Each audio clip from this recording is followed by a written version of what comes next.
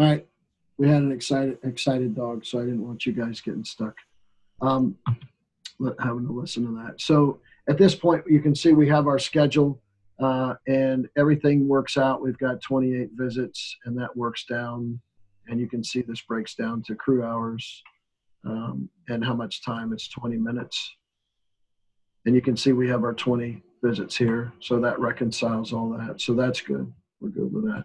So then if we look at our bed weeding, we'll see the same thing. And if you needed to and make some changes, you can actually add or change service intervals. But in this case, everything looks good. So we're going to save that. Look at spring cleanup. It shows that's good. Okay. And so we have this alarm, this alert, and it's telling us that we have 2 visits. And so I'm not sure I actually understand, because the other sheet actually showed us 3. So apparently we're not reconciled here. So let me move this out to December 4th. And that brings our 3 visits into the schedule. So I've got that taken care of. You can see that that alert should have gone away. Let's see, there must be something else that's going on. Schedule every 3 weeks. Start date is that date.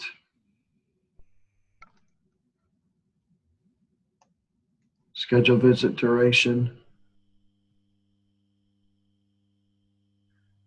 Productive crew hours per visit. 8.7 hours. Okay, so that's good. Not exactly sure. Everything looks good. I'm not sure why that alert is there. I'll have to look into that a little bit farther, because everything looks good. Our sidewalk edging looks good. Save. Finish. So at this point, it's asking you, are you sure you want to set it up? And there's a lot of this within LMN time where they'll ask you this question, are you sure you want to do this? And the answer is yes. It says that we set up 74 new visits. And so you can see here that we actually have set up these visits. And if you want to go in, you can see the detail. It's actually set up visit 1 through 28 based on the information we put in. And like I said before, once your team goes in and starts to service these, on April 13th, when they go and mow it, it'll show who mowed it, and it'll show that whether it was completed or not. If you wanted to go into this visit, you could actually go into this edit, and it'll take you into a screen where you can go into this visit, and there are several things you can do. You can actually move, reassign for another crew, change the average duration, delete the job from the schedule. You can edit today's, change today's crew, move today to a different date, and then you can see this is the job tasks. So essentially, it's very fluid. And so a lot of times I'm recommending that once a week you go through and look at this and double check and make sure that the information is flowing from the timesheet into your schedule. Because this is, if you wanted to go to a place and see what's been completed and how many you have left, this is a quick reference. I got 28 visits, and I'm showing 9 have been completed. I mean, this is a very quick way to be able to, for an account manager to manage services and look at this, or a production manager. We look at, this is bed weeding. Again, it's a recurring service, and it follows the same schedule. So we're going to do 28 of those weekly visits. Now we have here our spring cleanup, and we've set that for this date. So let's say that we wanted to change the date. We could just go in here, and you could edit today, and you could go and you could move today's visit to a new date, and that can be done right from this screen here. When you look at spring clean or fall cleanup, we have 3 visits, and so those are all 3 set. And then in this case, sidewalk edging, and that's taking 14, and that's every other week. So that's starting on the 17th. I'm sorry, the 13th. Then it jumps a week. Then it comes to the 27th. Any questions about the schedule at all?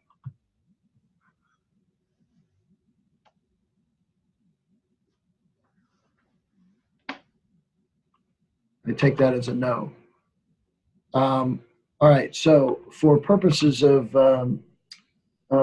Susie had asked about projects. So we're going to go to the project customer. So we're going to go here to the tree planting.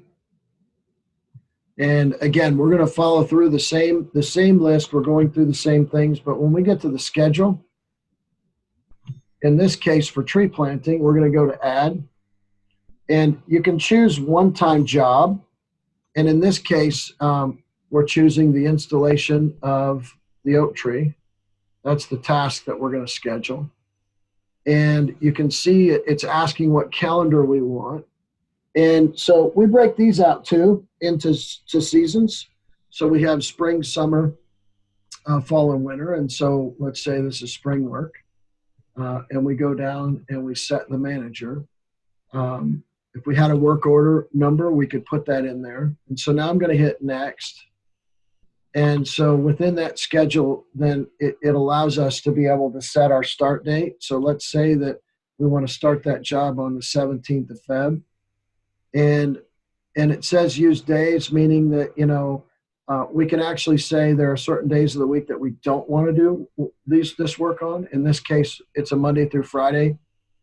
So that if the job, think of this, if the job was, let's say, a 8-day job and you put it on the schedule, if you had one of these unchecked, it would not put hours onto that day. So some of the guys will actually run 410s. And in that case, you would want to uncheck Friday and not have the schedule automatically populate any services on Friday. Does that make sense?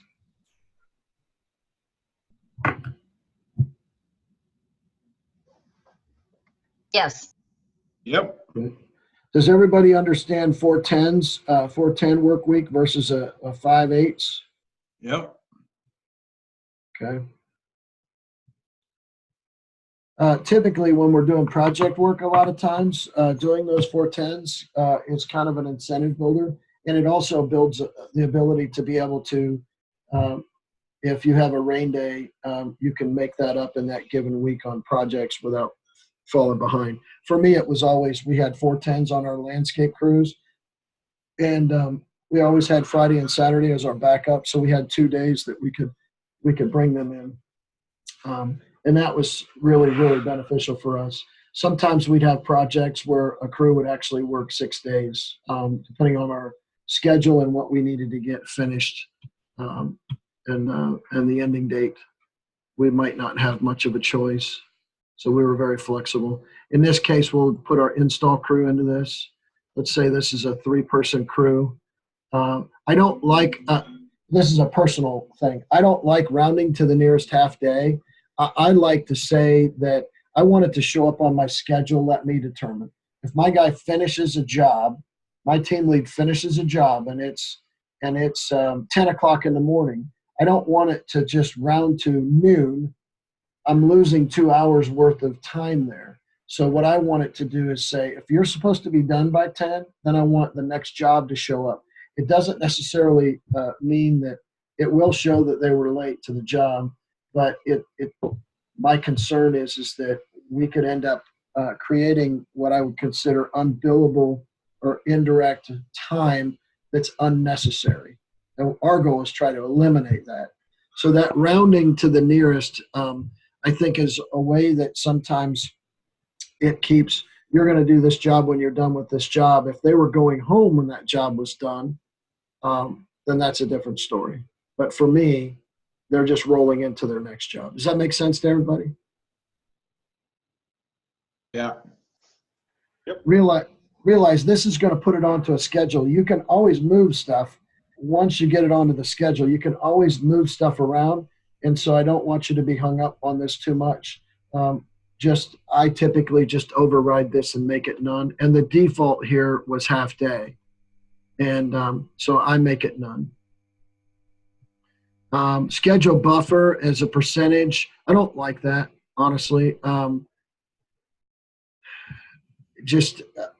Anytime you're adding extra time, you need to make sure you're recovering that on a billable, for billable purposes.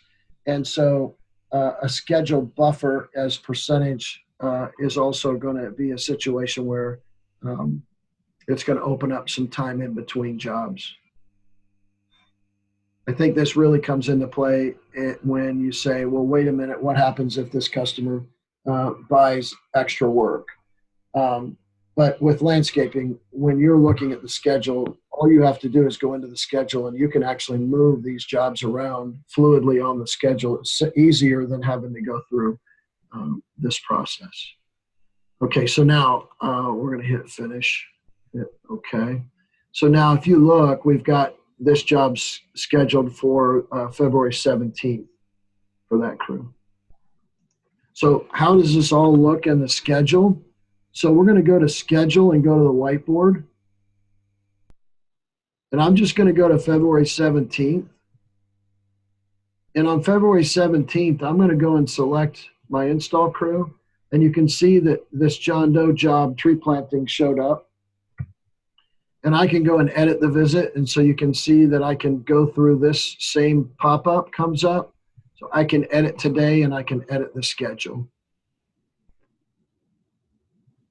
So in this case, let's say I decided that, let me bring in crew number 2. Let's say I decided that I wanted to move it over to crew number 2. I'll just move it over to crew 2. So it's just that simple. So now let's get into the calendar on the install job, and I'm going to go in and let's do month, and we've got the month of February, and we're going to select install crew 1, 2. Let's see here. We're going to select our spring install calendar. We're going to select our manager. And we should actually see on the 17th, we have a job that shows up.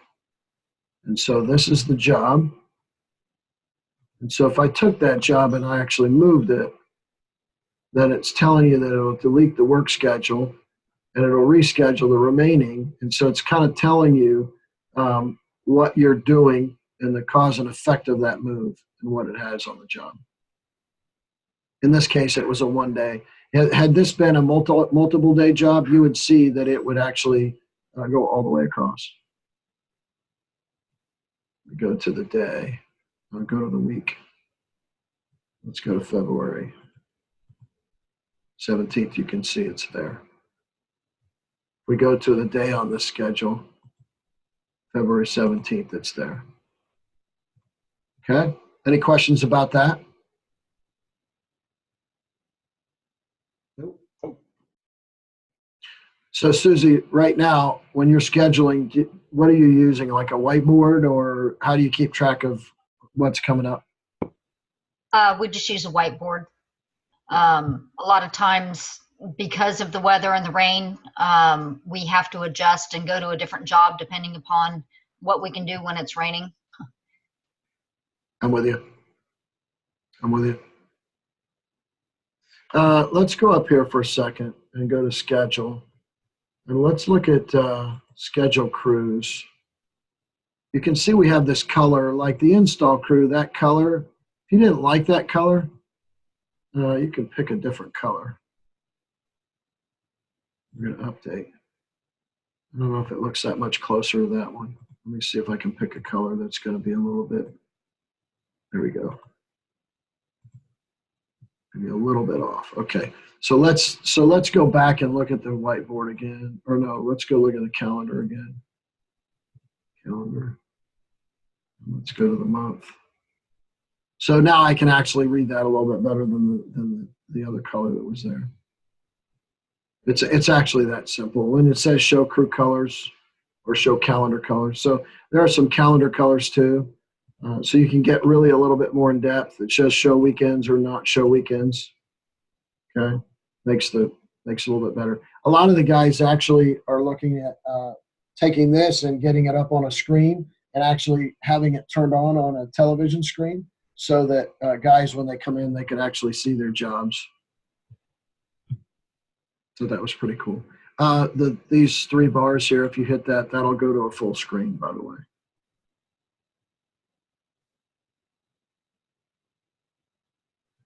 But just so you know, on the browser, if you feel like you want to make this a little bit more visible, you can actually change. You can actually change your zoom. I usually try to keep mine at 80%. Okay, so let's go in and let's take a look at the calendar. Let's look at the whiteboard first. And I'm going to go in and I'm going to go to April 13th. And I'm going to select all. And so I have nothing scheduled for the other crews, but you can see that John Doe has mowing, sidewalk edging, and bed weeding have all showed up on the schedule.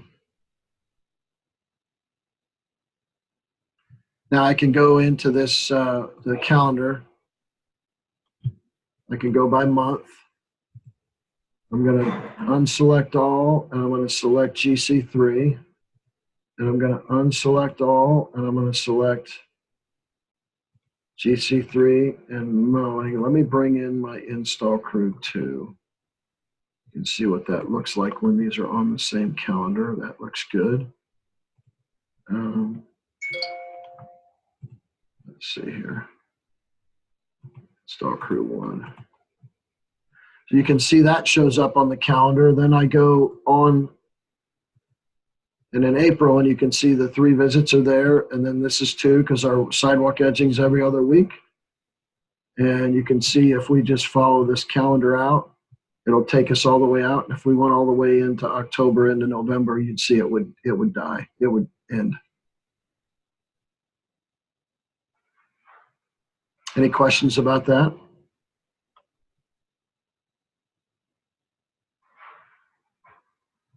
And if you had, like, say, a rain day, you could just slide that all over to Tuesday. Yeah, I don't. Yes, you could, but that's where job groups come in. I'm not a fan of moving stuff around on the mowing schedule. On the landscaping side, I get it, and I'm okay with it. But if something happens and you're not cutting them on Monday, then do you not know that you have to go back to that on Tuesday? So why does it need to change on the schedule? Because your crew is going to be able to see their schedule from the previous day, and they're going to be able to see their schedule for today, and they're going to be able to see their schedule for tomorrow as well. And they'd be able to clock in even though it was a previous day? Absolutely. They absolutely can. And it's going to record them on Tuesday. So if you had a Monday, I want you to think of this, and I'm going to kind of go on to, my speech on this one. But so I believe that you have a schedule, and your schedule has 28 cuts in this example. And so we have 28 cuts. And of those 28 cuts, we have a Monday, a Tuesday, and a Wednesday, and a Thursday, and a Friday route. And so that Monday route, for all intents and purposes, unless you get a customer that cancels, or unless you add customers to it, or unless you make a conscious decision to move them from one day to another, your schedule pretty much stays the same.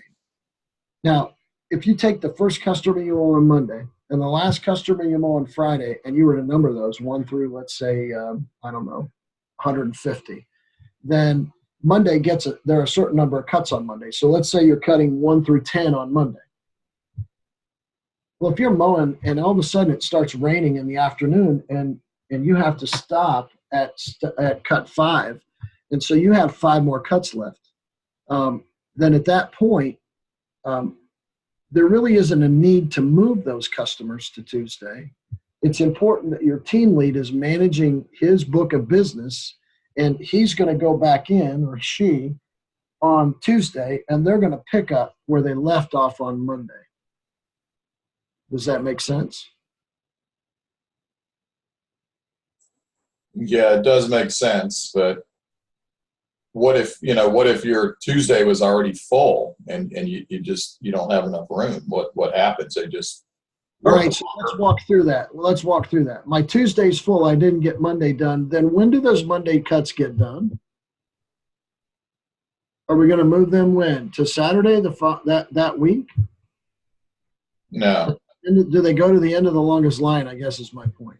Yeah, you're right. They would start at the beginning because that was the ones that did not get done. So Yeah, so we have to keep them on a cycle, on a schedule. And I want you to know that I adopted this a long time ago. And I walked into Yardmaster and we had 45 guys cutting grass, and we had 15 crews. And I was just baffled at how they were doing. They were moving stuff around on the schedule. We had a guy that was doing dispatching, sat in front of the computer. He spent 40 hours a week doing nothing but dispatching. When I eliminated his position and took it over and got the system working and got the team leads managing their routes, we actually went down to about 3 to 5 hours a week it took me to schedule. okay. Because I didn't move customers on the schedule because of a rain day. And my customers knew, and we would communicate with them. So the team lead would be responsible for coming back and saying, I didn't service these customers today. And then our CSR or our account manager would reach out to those customers and say, hey, we didn't get a chance to get to you today, but based on the weather, it looks like we're going to get there tomorrow. Now, our customers knew that we ran that route from number 1 to number 150. And so with a couple exceptions, minor exceptions, we would always pick back up where we left off. Now, here's the thing. Does that mean that somebody on Tuesday, and Tuesday's a beautiful day, and does that mean somebody on Tuesday doesn't get cut because of Monday's rain? It does mean that. And so that means that those customers might need a phone call at the end of the day saying, hey, listen, because of the rain on Monday, we're probably not going to be making it there today, but we're going to get you first thing Wednesday. And the fact is that they will be because of the fact that, we're going to run things in an order. So it's very predictable for the consumer and very predictable for us.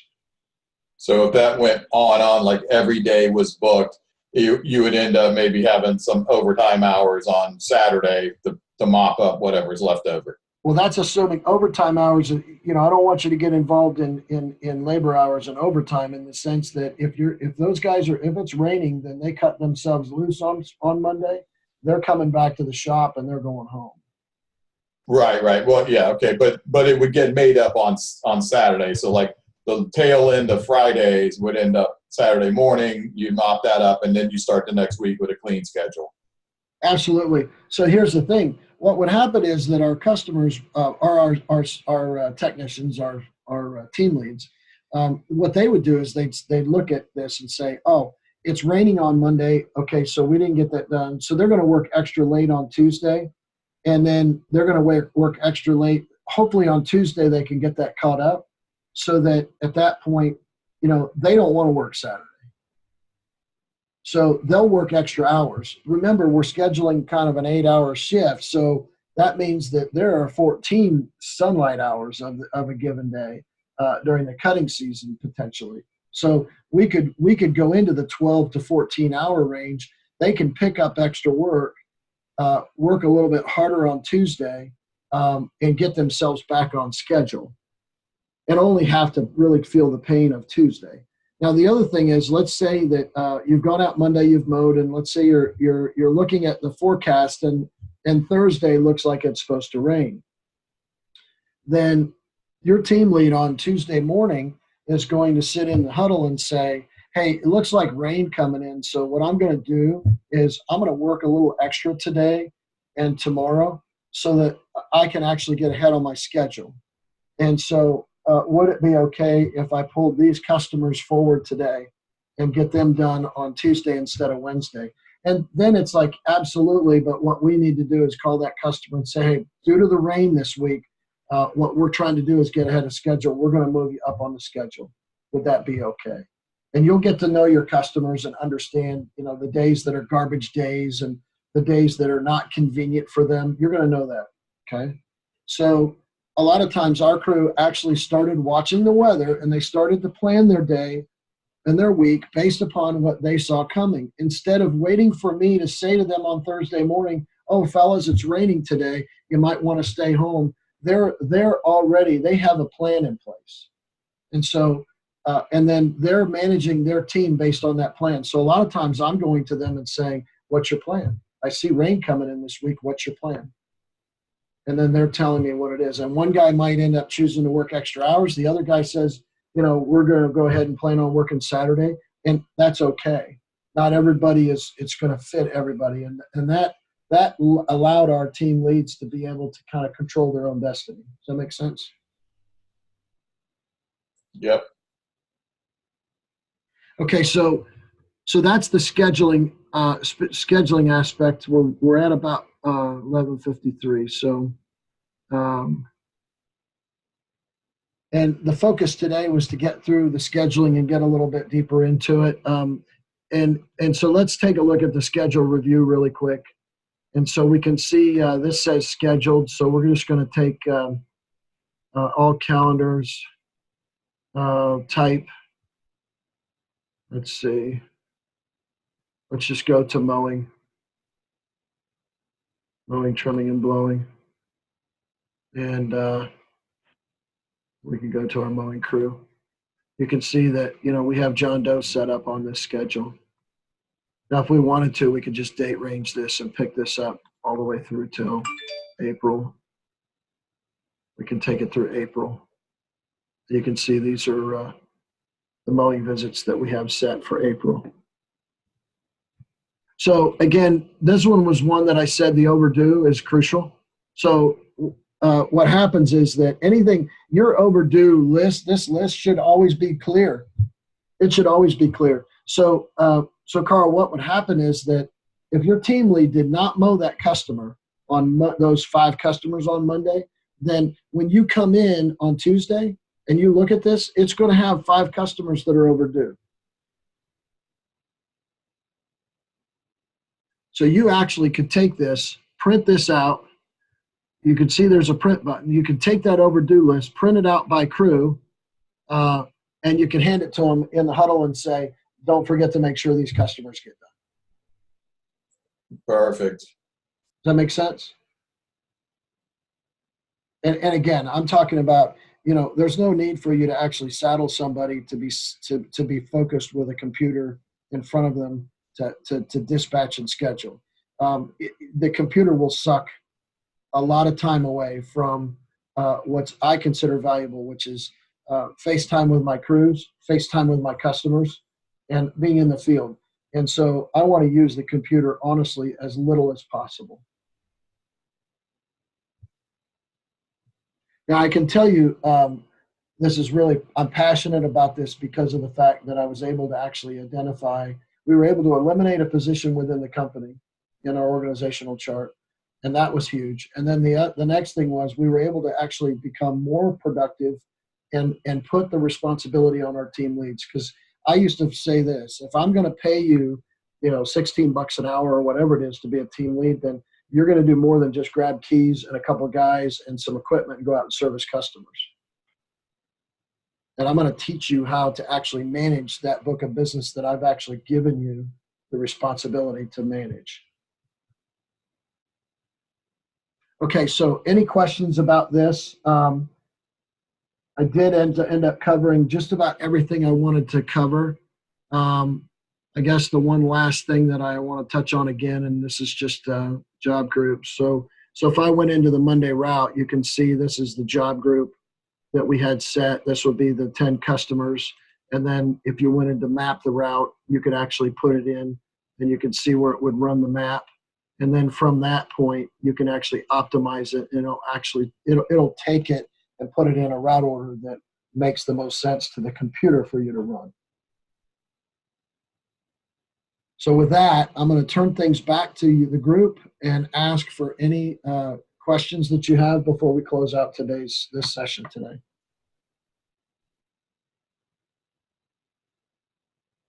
I just have one question from, you showed it right at the beginning and a little bit from last week, and that was when you do the tasks, how do you find the, unscheduled task and the 2 extra ones?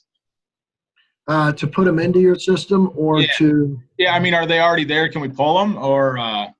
Yeah, so let me show you that real quick. So we're in LMN time, so we're in this clock here. Yep. And if you go over to this gear and you bring that down, and if I go to jobs, you'll see where it says default tasks. If I open that up, it actually will show you what default tasks you have set up for your company. Okay, awesome. What other questions we've got? Comments? Any comments? Is this easy? Look pretty simple? Hey, Dave. Yes, sir. Would there be a way to see a schedule that's pretty well filled out, like somebody who's already operating 2 to 3 crews, and just kind of get a sense of like what this will look like when we're managing the business that we hope to grow to? Yeah, everybody's kind of going through their renewal process, so their schedules aren't necessarily set. Let me see here. I need to look and see. I've got coming in behind you. I've actually got lunch, so I can actually run over a little bit for those that want to stick on. Let me bring up Gary Fouts and see if I can go back in his schedule and look at what it looks like from that. Let's see. I'm going to go to schedule, and let me go to calendar, month, and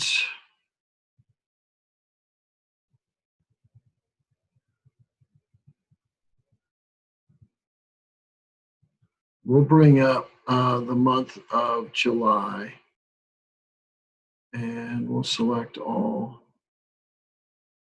select all, select all. So this is Gary's, and so you can see the red color is a crew color. So he had these 3 crews running. So this was a maintenance crew likely, and this was maybe an install crew. But you can see that's what it looks like. And then obviously they didn't work on July 4th. And you can see that there's check marks, and that means that those services were all completed. Was this kind of what you were talking about, Jason? It is. And then I guess the question would be like, can you show us how the routing stuff worked for that? This was on the old system, and so we've changed our. You're talking about the scheduling. Yeah, where it routes, like you there at the end, you did kind of that, routing algorithm where it tells you the best route possible. Oh yeah, so that's going to be. You're going to take that from, I believe, your whiteboard, action items, reorder, optimize. So you can optimize the route off of the whiteboard, or you can do it off of the job groups. Now, Gary doesn't necessarily use the job groups for mowing, and LMN is kind of said that it's not necessary. I can tell you that Josh does, and I'll show you what that looks like. It might have taken people off because he's redoing his, but I think it may actually have the line through them. So let's just take his Monday. Yeah. So these were all the customers that he serviced. We actually inactivated their 2019 contracts, and he's in the process of setting up his renewals. But you can see that's the list. And if we wanted to, we could go over here and optimize here as well.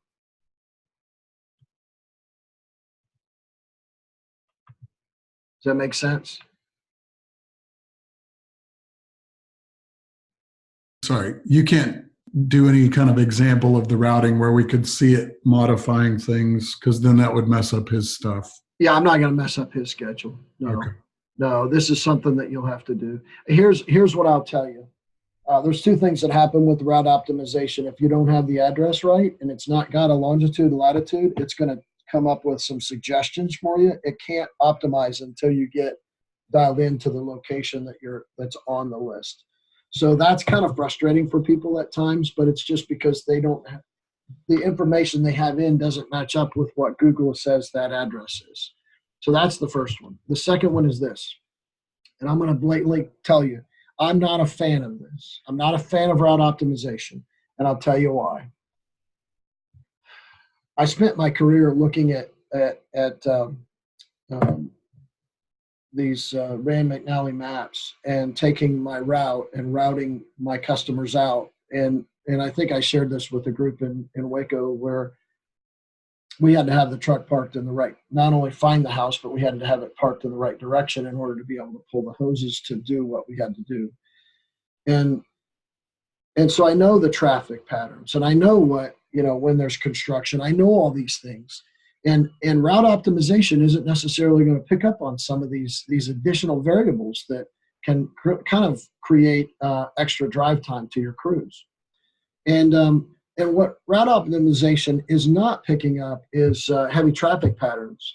And so I'm not really seeing that either. So if I'm going to route somebody during rush hour here in Columbus, I'm going to route them sometimes on some lateral or side streets to get them past, because I don't want them sitting, in stop and go traffic on the freeway.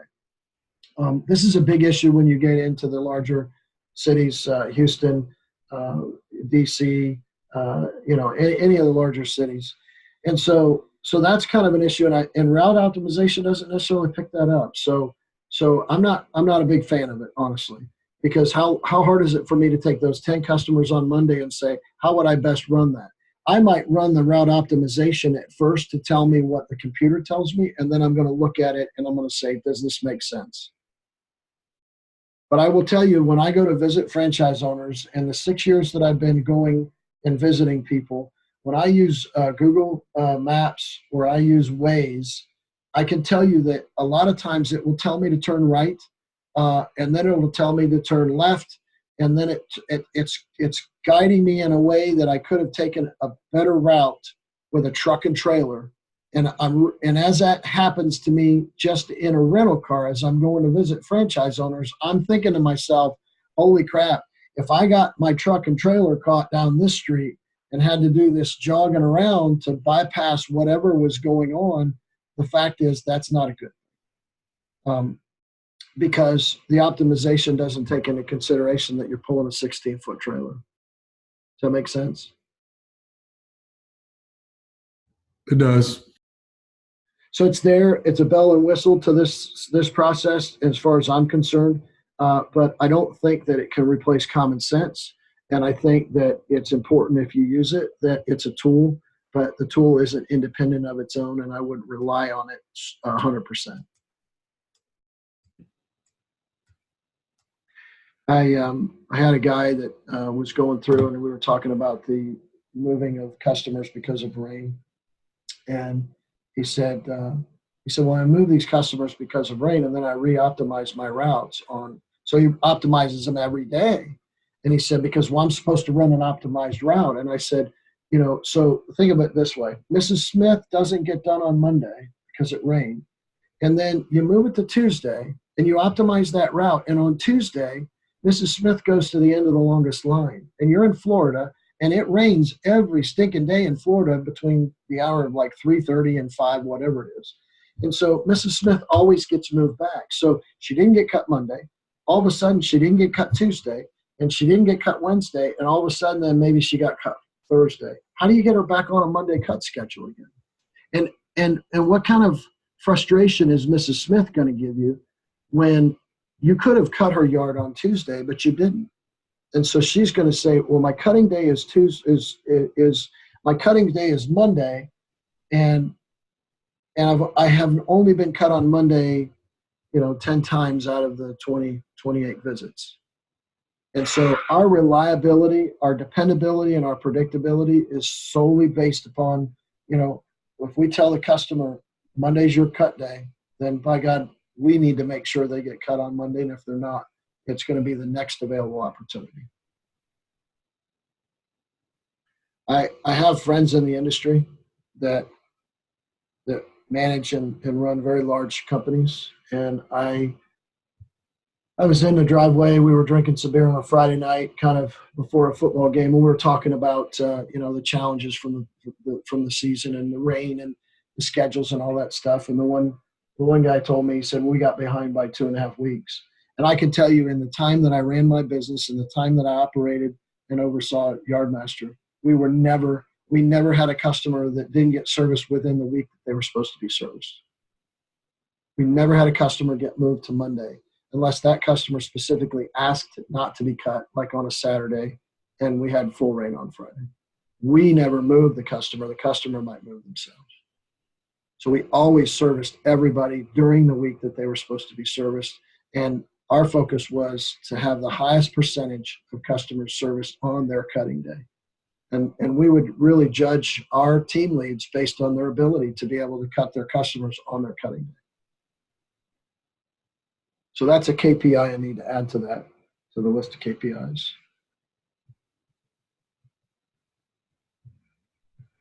That makes sense? We got 14 people here. Nobody's saying anything.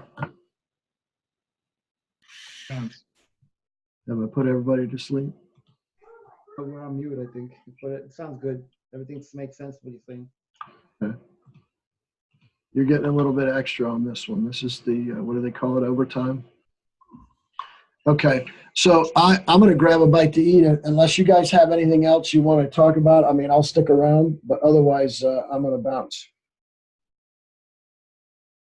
Thanks, Dave. Oh, good to hear. Thanks, Dave. Awesome. And I'll catch everybody up this afternoon. Okay. All right. See you then, Dave. Thanks. Thank you. Bye.